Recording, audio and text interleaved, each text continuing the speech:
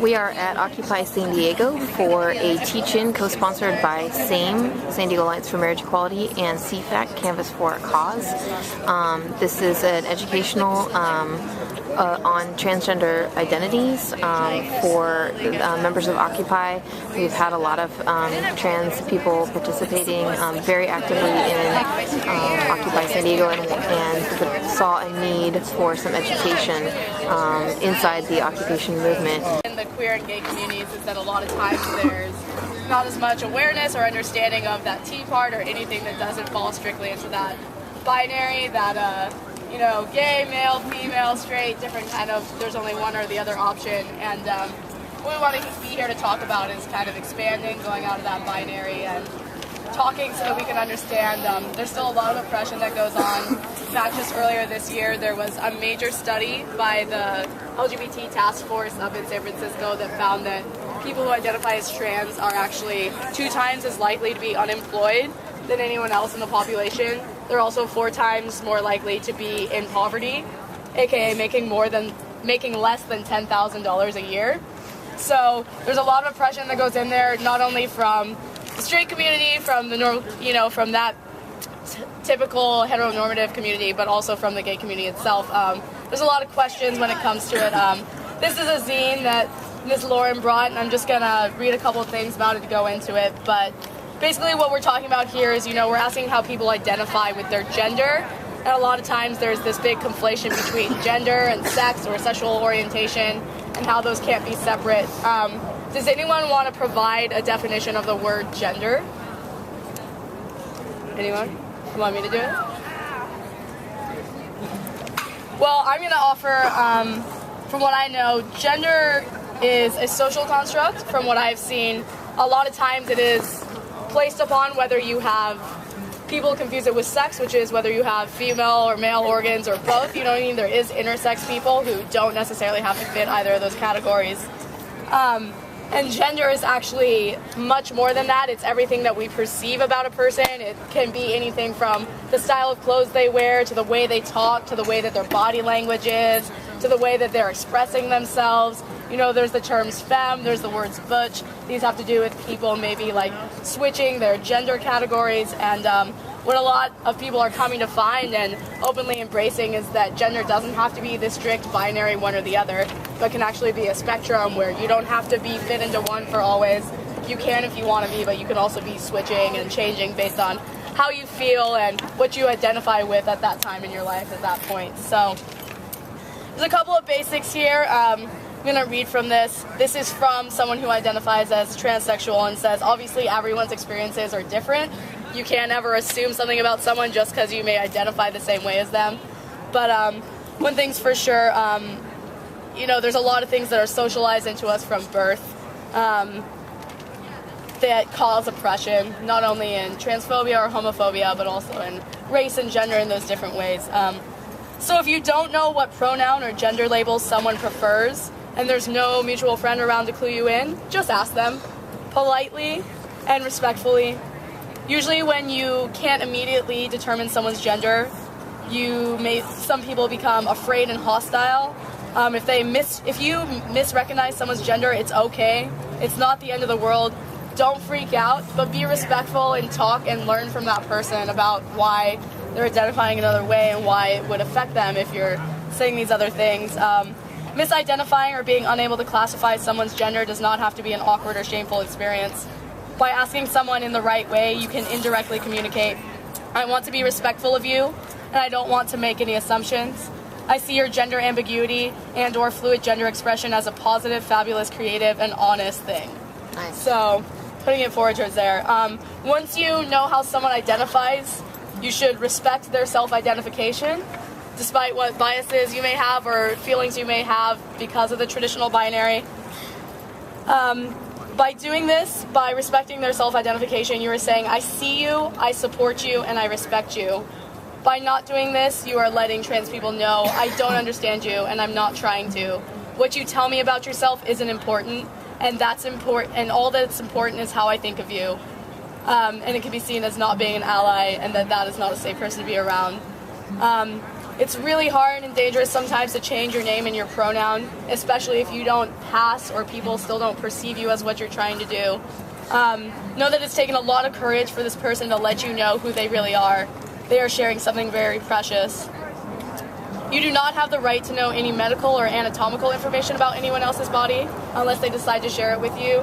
As we said, gender has nothing to do with your anatomical pronouns, so it shouldn't affect how you perceive someone. Means don't ask people about their genitals. That's not what they want to hear. Awesome. Don't interrogate people. Once again, it's not a person's job to educate you just because they're different. It's awesome and we want to raise consciousness, but people have to go through enough struggles without feeling the pressure of constantly having to be the educator about this. For example, if you don't know someone that well, maybe asking them how their family is taking it isn't the best idea because it may be a very sore subject. The Boys Don't Cry syndrome. Since the movie Boys Don't Cry came out, many people have taken upon themselves to discuss at length with people who have been open in discussing this in public spaces, asking if they've seen it, explaining how tragic it was and how hard it was for them to watch it as a non-trans person. This is sort of the equivalent of coming up to me and saying, "Hey, you're a Jew. Have you seen the latest movie about the Holocaust?"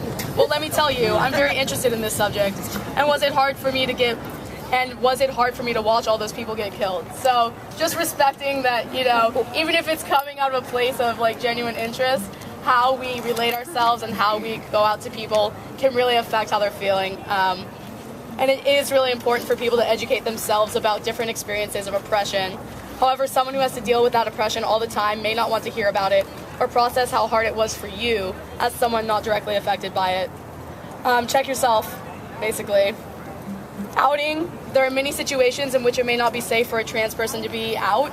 Examples are family, work, dealing with the cops, walking by large groups of aggro young white men at night, etc. Trans people have to negotiate this ground every day depending on how we pass and how others perceive us. For example, if someone reads a male as a she, he might or might not correct them depending on many variables, whether they're going to have to see them again, how awkward or dangerous or annoying a situation might become, how confident they feel, who they're with, how much backup they have, etc., etc. Outing someone could very easily cost them their job, a relationship, or their physical safety. This is definitely a gray area and one that is good to check in about. There are many places where it is still very easy to be discriminated against the workplace for your gender identity and your gender expression. Even here in California, we have passed some things to try and deal with that, but there's still a lot of that going on. In that same task force finding that I talked about earlier, they found that 1 out of 5 of their respondents, I believe, had been fired for the way they identified. Names are very powerful things. For a lot of trans people, the names given to them by their parents represent a gender identity which was wrong or forced. Changing your name carries a lot more weight than it does for non-trans people, so don't ask someone what their old name was, and don't ask if their current name is their given name. If someone wants you to know, they will tell you, and if you know someone's old name, don't share it with other people without their permission. Don't make comments about the gender implications of trans people's names. This is especially annoying in a cross-cultural context. A name which means or sounds like Badass Warrior King in one language might mean or sound like Nelly Flower Picker in another. Don't assume that you know what meanings people's names have. Don't judge someone's ability to pass. For example, maybe if you did or didn't do this, you'd pass better. It's really, obviously inappropriate and very offensive to people. Finally, Holly, what does it mean to pass? Pass is when people say, "Oh, you totally pass." If you change your gender and you're saying, I used to be a male and I have always felt female, or I right now want to identify as a female. Passing is what people say, "Oh, you know, like, you totally look like a female. How would I know?" And it's like a really inappropriate way to deal with it because someone's not passing, they are being. This is how they're identifying, and we should respect that regardless of what our socialized and normalized ideas are about those genders and that person based on how we perceive them, based on how they look. If you are queer, don't assume that because you are queer you know about trans issues. Recognize your own gender uniqueness and how transphobia affects you, but don't speak for trans people. Also recognize that within trans communities, not only is each individual's experience different, but each group of individuals' experience is different from other groups. For example, African American transsexual issues are different from disabled third gender issues, which are different from intersex issues, which are different from drag king issues, etc. Just as you probably wouldn't ask a gay man to explain lesbian issues, you shouldn't lump all trans people together, because they all have unique experiences of oppression. Don't assume you know about trans issues because you once knew a trans person. We all know about that. Oh, but I have a gay friend. It's totally fine, right? No. So good things, be honest about how much you know or don't know with a person. It'll make them feel much more comfortable and open and see where you're coming from. It's refreshingly wonderful to hear someone say, actually, I don't know anything about trans people. I want to support you and respect you, so please forgive my ignorance. I'm going to go get some books and start educating myself. Educate yourself if you're interested in these issues and want to know more. Obviously, discussions are great, but again, putting pressure on the people who are already going through the oppression to have to educate you can be a very hard job. You know, you can start by going to a library, bookstore, or what's awesome about the time we live in now is the internet. Start an unlearning transphobia group with your other non-trans friends. Write a non-discrimination policy for your workplace that protects gender identity and expression. Bring in some trans folk or well-educated non-trans folk to do an educational presentation for your group or your organization. Think about how you can be a better ally. And on a personal level, once you have educated yourself, talk with other non-trans people about gender issues. Trans people shouldn't have to do all the work. Even though there are way more trans people than you think, there aren't enough to educate the hordes and hordes of non-trans people in the world. So it's a lot harder for trans people to do the work because they're more vulnerable. And helping someone unlearn their transphobia usually involves hearing and sorting through a lot of hurtful stuff while people sort out their feelings about gender that they've been taught from a young age. Finally, interrupt inappropriate gender behavior. If you hear someone say something that you think is offensive, you know, it's another thing that's sometimes easier for a non-trans person to do because they are not making themselves as personally vulnerable. However, it requires a lot of understanding about trans issues. For example, if someone is still referring to someone by the wrong name and pronoun, don't trust them to appropriately correct others. There are some people who are very skilled at this and are very open at it even if they do not identify as trans, and we should respect those people as well, but just use your judgment based on that and don't assume just because you came to one teach-in and finally started hearing about it that you're the be-all end-all and can tell everyone about it now. But thank you for taking the time to come to us. Just being here is really awesome to have you all. What we're going to do is go around and have some people share their experiences, talk about themselves, share some ideas, and after that we're going to open it up to discussion for anyone else who wants to share about themselves or questions and different things like that. So we're going to start with Connor. It's awesome, and just remember, for anyone who's speaking, feel free to sit, stand, whatever makes you comfortable, and just remember you have up to 5 minutes to speak, so don't rush yourself. So I'll try to talk loud enough. Let me know if I'm not. I do a lot of training about transgender issues, and because I am trans, I get to do that better than other people. But I don't perceive to know everything about every trans person either. It's a unique experience for every person, and we have to respect that. But what I'd like to do is start off with just a little bit of education on who is the trans community. It's really an umbrella term, transgender. It doesn't mean one thing. So it's an umbrella with people who are across their gender in some form from what our little system of our 2 boxes says we have to be. I don't believe in the 2 boxes. I think it's wrong that we should be shoved into either the M or the F, that we all have a right to self-identify who we are. And as you said earlier, it gets to change sometimes too. Because gender is not always a static thing for every person. Gender's up here. It's between your ears. How many people remember the first time they knew they were male or female, if that's where you identify? Nobody ever got up at 3 or 4 or 5 years old and looked in the mirror and said, oh wow, I'm a boy, I'm a girl. That's true. For transsexual people, which I am, I did that at 3 and 4 and 5. Because what the world told me, the way I was forced to behave, the way I was treated was female. And I knew, even at 3 and 4 years old, that wasn't who I was. So that was a question I always had, and nobody else experiences that. you know, if you don't question your gender that you were given at birth. So in the trans community, there are, like I said, different kinds of people. So we have things like drag kings and drag queens. We have transvestites, we have cross-dressers, we have gender-queer people, we have androgynous people, we have transsexual people. And the transsexual people are the ones who really feel they're born in the wrong body, that they feel a deep-seated need usually to change the way they look so that their appearance matches the way they feel up here between their ears. Not all transsexual people want to change the way they look, and there's no right or wrong. There's no rule book that says you have to do A, B, C, D, or you're not a real transsexual person. Everybody gets to pick and choose. And I don't like to, some people use the word transitioning from male to female or female to male. I hate that word because I'm not transitioning. I've been male since the second I was born, probably before I was born. I've been male. So all I did was align my body. I aligned the physical body that I could change to match what's inside my head by surgeries, hormones, things that we have to do. The other parts of our community, like drag kings and drag queens, they're more about, like drag queens are more about entertaining as the opposite gender. Androgynous people don't feel like they're in the box or at either end, they're kind of right in the middle. Gender-queer people are more fluid about their gender. They don't like to claim any gender, or sometimes maybe they feel more male or more female, and they like to express that side of themselves. So it's more like a line.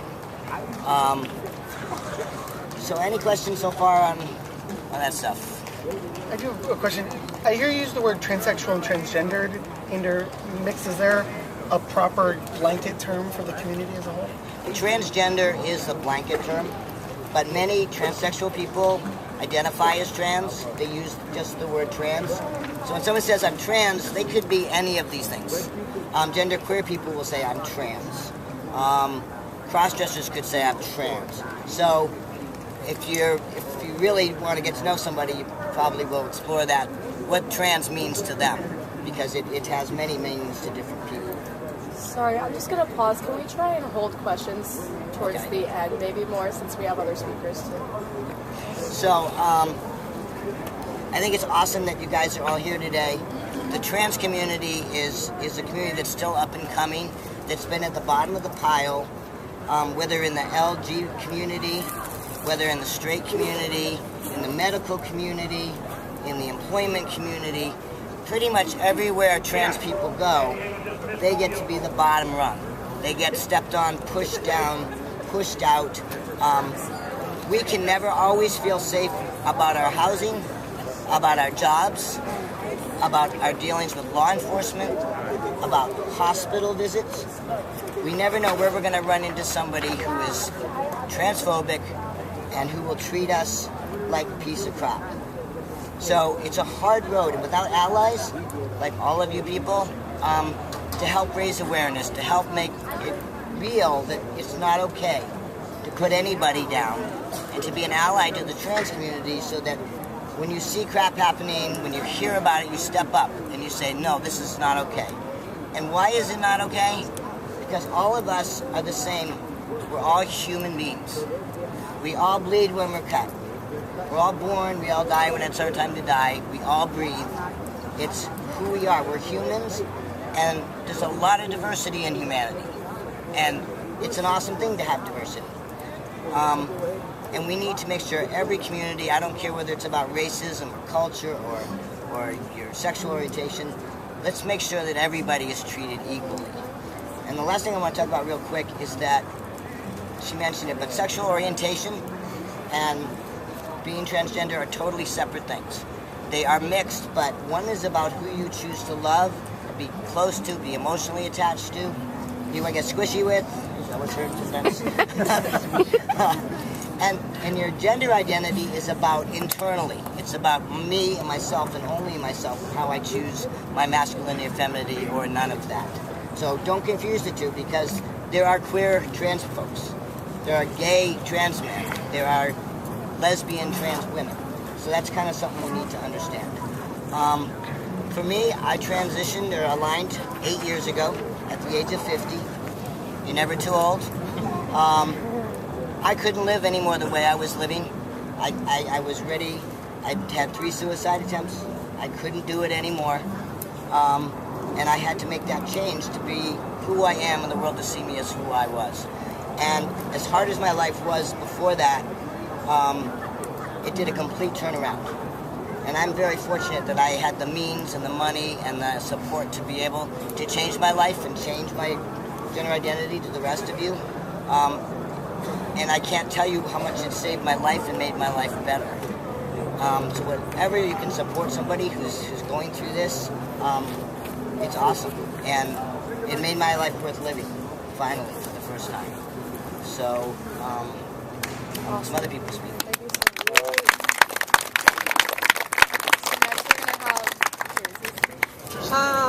Cool. So I wrote some things down first. A little list of some day-to-day struggles. So the public perceives me generally as trans. A lot of the ally and gay community often mistake me as a lesbian. Most doctors perceive me as female because I'm biologically female.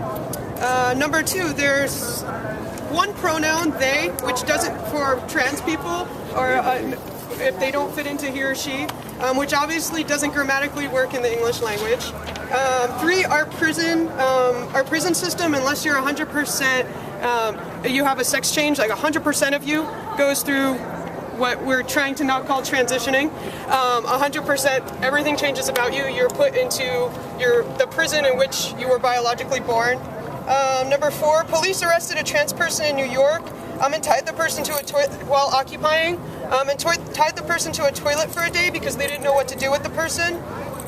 There's tons of videos of DUI arrests on YouTube where people the officers don't know people's gender identity, and they strip search and very violently go through a person's body to figure out what prison to put them in. Wow. Number 5, there's no trans education for students in high school. Like you might learn a little bit about gay issues in high school health classes, and that's included in a lot of college courses. There are like queer studies courses in some schools which touch on trans issues, but it's definitely not the focus of any class in the country right now. Number 6, terms like GSA do not include trans people. Number 7, no trans boxes. So there's no trans boxes to check when you check into like a doctor's office, when you check into any kind of health clinic. Although I have seen one, the really cool Oriental School of Medicine for acupuncture. They actually have a F to M, M to F box to check. Number 8, most trans people I've met have come out at least 2 or 3 times.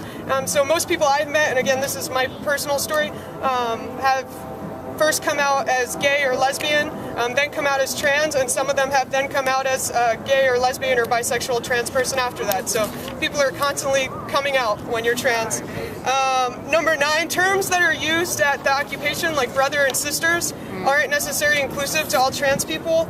But I did hear an occupation in New York, somebody make an announcement, a mic check that said brothers, sisters, and other non-binary identified people. I thought that'd be really cool to start doing in San Diego. Number 10, I think this is the right number, Shelby and Jess know, but 38 states people can be fired just for being trans. Number 11, as far as I know, you can't be openly trans in the military. Number 12, no gender neutral bathrooms in places like the LGBT Center or surrounding the occupation.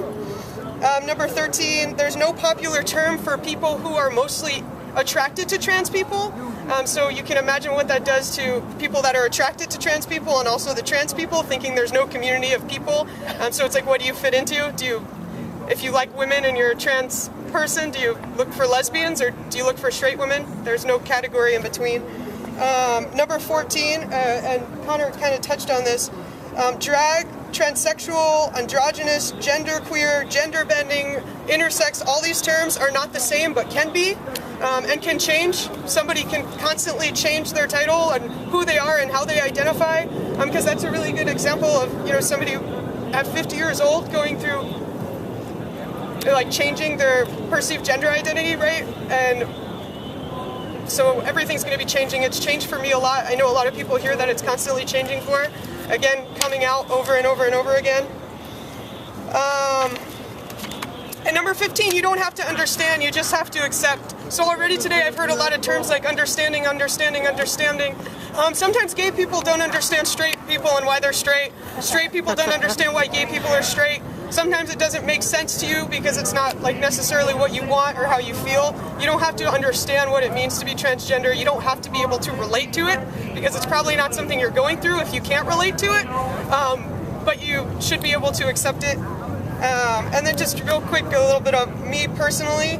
So I feel like I've been telling friends for a long time about who I am and how I feel and how I identify. And for a long time, I just felt like no one was getting it. Unless I put the term trans on my identity, I just felt like no one was really understanding and nobody was asking me any questions. They probably weren't asking questions because people didn't want to make me uncomfortable and also make themselves uncomfortable and then create like awkwardness or say the wrong things and offend me. For years I was hurt for a long time because unless I said I'm trans or call me he, people continued to refer to me as a lesbian. I haven't identified for a lesbian for several years, and I chose an inclusive title, queer, because it can change and it's inclusive. And it's really awesome to hear Connor say trans is inclusive too, and to have that taught to a group of people, because that is how I identify. But I'm not transsexual, and I don't know, maybe one day I will be, I don't really know, but knowing that trans is inclusive of more than that is really awesome for me to hear. I always feel like people are waiting for me to come out as trans, and I've been out and talking about feeling like a boy for a really long time. Friends identifying as trans, I love, I respect it and I embrace it, and it has helped empower me to really understand what box I do or don't fit in. People using pronouns and going through operations, I embrace it and it's really important, but sometimes until words are inclusive, it can feel like excluding to someone like me. Like the public won't perceive me as male enough if I don't do these certain things or say these certain things about myself or tell someone to call me a certain pronoun or a certain name. Sorry. Oh yeah, so like I said, I respect everything, but sometimes I'm confused of like, even though I feel trans enough and I know how I feel, I'm afraid somebody next to me is going to think I'm not that because I haven't changed something the same way somebody else has. So that's why I think it's really cool. We have a lot of trans-identified people speaking.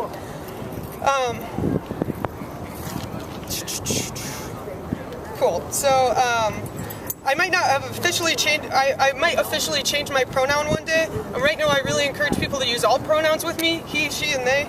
Although I am generally perceived as a trans male, and that is how I feel and how I identify. I am strong-headed and political, and I'm having a hard time really latching onto pronouns.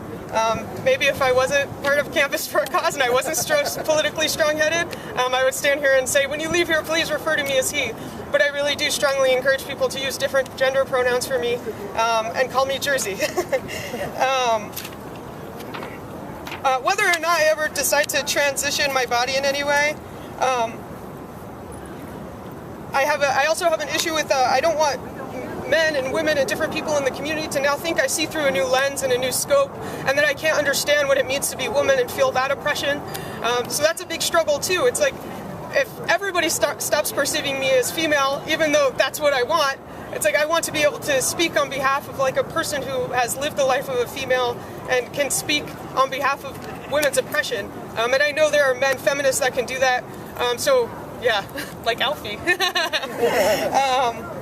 I'm angry I have to check a box, even though I feel like a boy and I can ultimately choose that box over female. I don't feel in between, and a lot of people act like you feel in between, or you feel like you haven't come out, or you feel androgynous. Just ask somebody how they feel. Even if somebody chooses to not check that box, they might really strongly already know how they feel. It's not that I feel like something else, I just feel like a box hasn't been created because I'm not a biological male, and I've been checking the female box for so long, and I don't want to have to come out time and time and time again. So I hope we can create tons of boxes and then hopefully phase them out over time. But first they need to be created to be inclusive.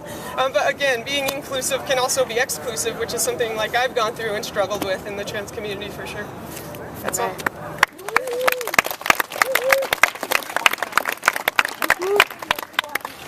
So I just want to encourage you, if you have any questions throughout this talk that you want to ask afterwards, write them down. I have a pen we can pass around if anyone needs it. Next, we're gonna have Daniela speak. Awesome. So thank you so much. So I'm just gonna say, hi, I'm Daniela. I identify as genderqueer. So like, I don't super feel like male. I don't feel female. I don't know what's better. So like, I feel like I'm just kind of like in this in-between state, and like it kind of sucks when I go to work. I'm more like dressed boyish, which is something I actually hate a lot because I'd rather be more like wearing makeup and stuff and just feeling how I want to like dress. And then when I'm at home, I go out a lot with my roommates, and I feel more myself. I feel more like I can dress how I want to dress, put in my hair, wear makeup, wear whatever I want to wear. So I identify as genderqueer and pansexual, so I kind of like am very embracive of like everyone. And I was gonna say a coming out story. For me, coming out isn't like a one-time experience. I think you come out every day of your life, every time you're going somewhere new. Like right now, I just came out to all of you. So it's like tomorrow I could come out to someone else that I meet on the street, you know? So coming out is continuous, lifelong. It's not like you come out of a closet and you're done, you're there, right? It's like continuous. But also on top of that, I kind of have two coming out stories because I came out first when I was like in high school as just like a gay person, right? But then I came out more recently as like genderqueer in the trans category. So it's like I came out twice. So when I was younger, I came out to my mother in high school, and I told her I identified as bisexual. And then that same exact day, she told me, she's like, you know what, I also identify as bisexual. So my mom and I are pretty close because like we're both, you know, like into that, and it's okay, and like, you know, all that. And my dad, on the other hand, he found out through MySpace, back when we all probably used MySpace. I know I did. And he found out, and it said bisexual on my MySpace. And he asked me, he's like, oh, what's that mean? And I was like, oh, it just means I like boys and girls. And like, he was kind of weirded out by it at first, but now he's definitely learning a lot more, which is really awesome. And his fiance right now is actually super accepting of me and everything, so that's really cool. More recently, they've realized that I dress up a lot. I haven't really officially came out to them as genderqueer because I don't know if they would actually understand it. But I think it's good enough just to know that they know that I dress up and they're okay with it. So that's really important to me. And it's hard right now, I think I mentioned it. I'm kind of living like a double life because like I'll be at work looking like a boy and it's kind of annoying. And then I come at home at night and I dress up and feel more cute. So that's kind of problematic, and it bothers me because like it's still considered like a disorder, like gender identity disorder, like by like the psychiatric whatever, I don't even know what it's called. But that really bothers me a lot because like I don't know, I don't want to be considered like crazy, but at the same time it's like if I'm brave enough to dress like this in front of everyone in this heteronormative society, then maybe I am a little bit cuckoo to have enough guts to be able to do that. And I'm sorry if my 8-inch clitoris doesn't pass as a woman for you. Okay? Let's go.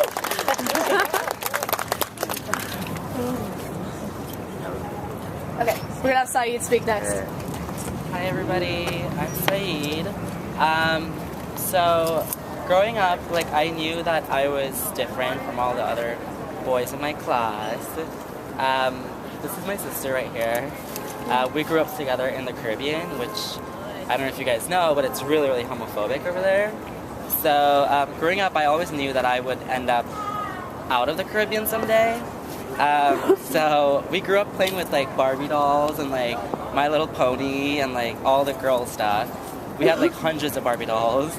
So, and then we would have like our cousins and stuff come over, and we would have to hide our shit and like put it away so that they would know that we play with Barbie dolls.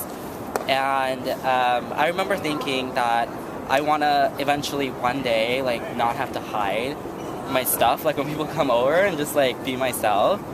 So it went on to like the teen years. We still play with Barbie dolls until we were like 14 or 15. And then I graduated high school. And I remember all through growing up, like we would always dress up in like our mom's clothes and like wear her shoes. And as soon as I graduated high school, literally that summer, I started wearing makeup.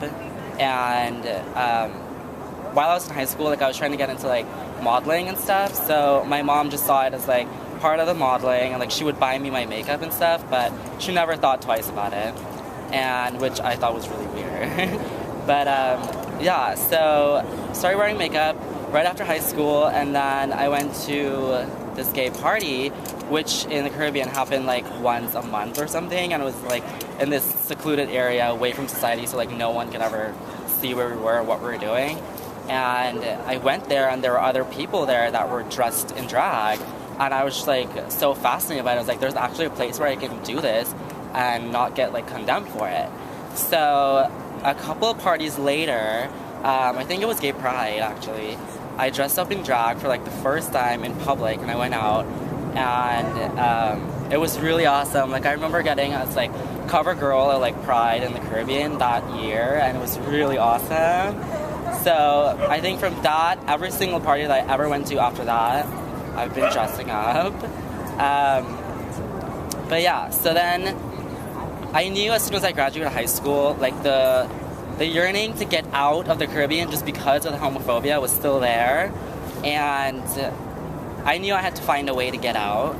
And I remember like my family would take trips to the U.S. like every single year because we come from a really well-off family back there, and I remember it being super like liberal over here compared to like where I'm from.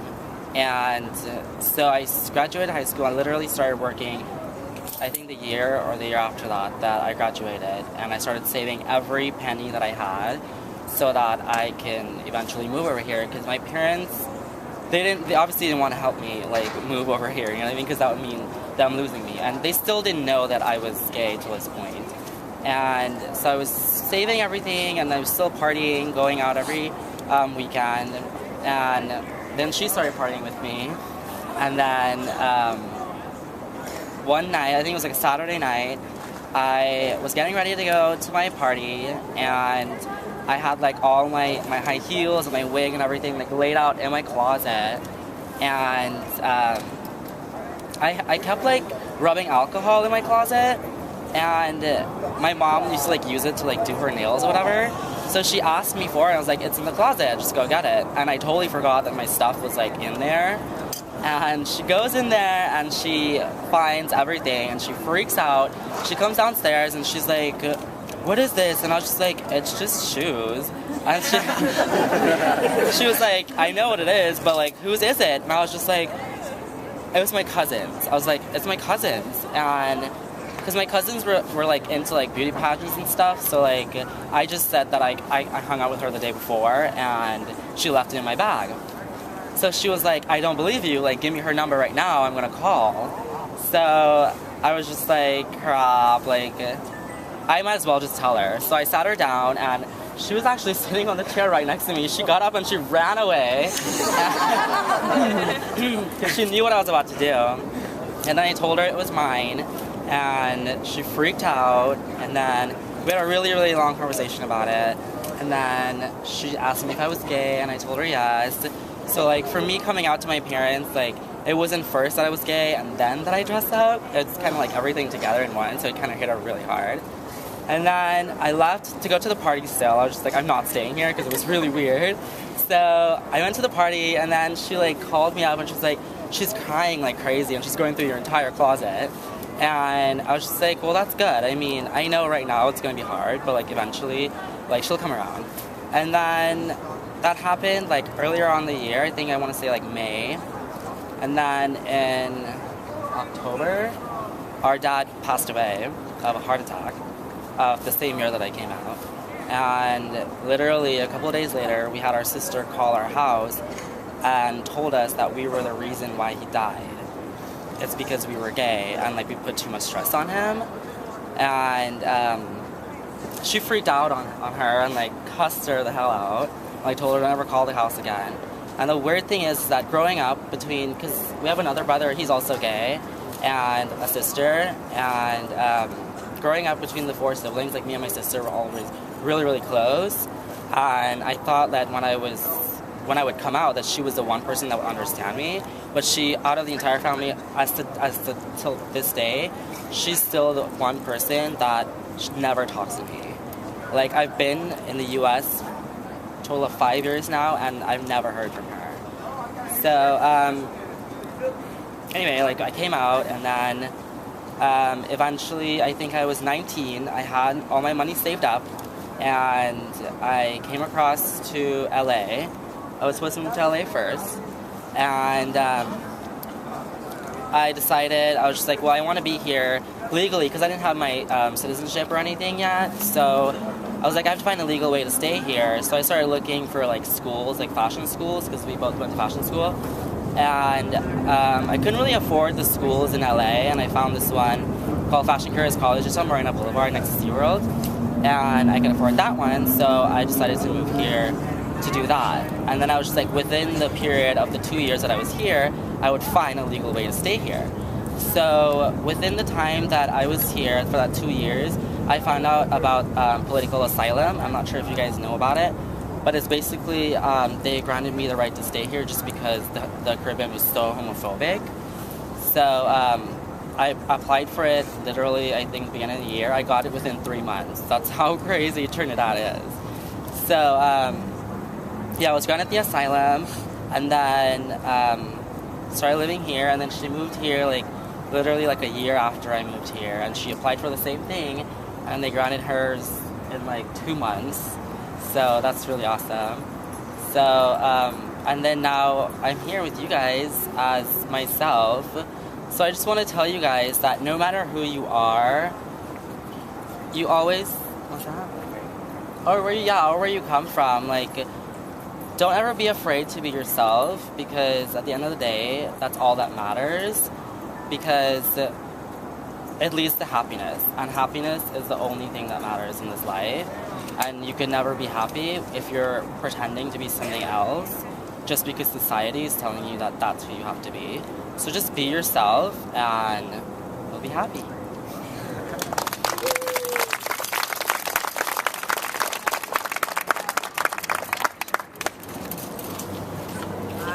Shelby. Oh God. So I wasn't gonna speak because the idea of like trying to like talk to a bunch of people about my gender identity is like I have a hard enough time like figuring it out for myself, and like it's really complicated, and But I was thinking this morning about like labels. Now I didn't know I would say because of like like the different labels that identify me. Labels can be really awesome and empowering. So there's like this set of characteristics that someone has, and there's this label that describes them, and it's really great, that it says all these characteristics that you have. And for me, earlier this year, after like years of trying to figure out what the hell, I started identifying as a gay man, and that was really awesome, and it described all of these characteristics about me that I loved having people bring out, and I loved feeling like a boy, and all of those things are great. But it can also be destructive. It was really cool, like Jersey said, to hear Connor say that like trans can be inclusive too, because for me, like I worry about putting a label on myself and then having like expectations come from that, So like now you're a boy, now you have to act all of these ways. And for me, my experience of like my trans identity has always been like I didn't look at myself in the mirror and say I'm a boy. Like I always looked at myself and said I hate like these gender constructs. Like I dressed my little brother up as a girl and called him Rose instead of Ross, and like I wore my dad's pants, and like I wasn't a girl, but I also like wasn't a boy and am not, but okay, I'm just gonna stop talking. Thanks, Shelby. We're gonna have Alexis speak next. Hi, I'm not good at pronouncing fast, but I'm a little nervous. I'm Alexis. Just like Daniela, I don't identify as male or female. I do day-to-day, go to work without my hair, without makeup. Well, no, sometimes makeup. I mean, growing up, I remember going to sleep at night praying to wake up a woman. I think I got these because God answered me. I met them. They kind of blossomed me into who I am today. I'm very happy with myself. I'm an powerful woman. I do call myself woman even if I have no hair on, because that's who I am. I am powerful because my friends make me powerful. Like, I love them to death, and they're all fresh to death and fabulous. Coming out to my parents was interesting because one day my mom's like, she found my heel, and I was like, oh, it's Halloween. It was just a Halloween costume. And then she was like, do you work at Lips? I'm like, no, I wish, because I'd be making really good money. But I came out to my mom because ever since I was young, I always played with Barbies. I I would wear long, baggy t-shirts, put a little belt on it, make it look like a dress, and run around with my mom's high heels on. But ever since I was little, she always knew, and mother's intuition is always correct. Coming out to her, she was like, well, I love you regardless. You are my child. I'm not going to disown you like anything. So coming out was easy because she accepted me. She already knew. I also have a cousin who is lesbian. She came out when she was 12. So she kind of had a little more bigger guts than I did. She kind of set me up for success too. What else? I mean, I'm me. I love me. I'm just kidding. But no, I'm very honored to come to speak to you guys. I've never spoke about my life. I mean, growing up was kind of difficult. I was sexually molested by multiple people, so I think growing up also thinking, if this is the way I'm treated, there must be something wrong with me. But now I know today, whatever happened to me when I was a child kind of just made me stronger. I mean, you can't let it get you down, and I'm Alexis. I don't want to take up your time, but thank you for letting me come here. If you have any questions about anything, just let me know.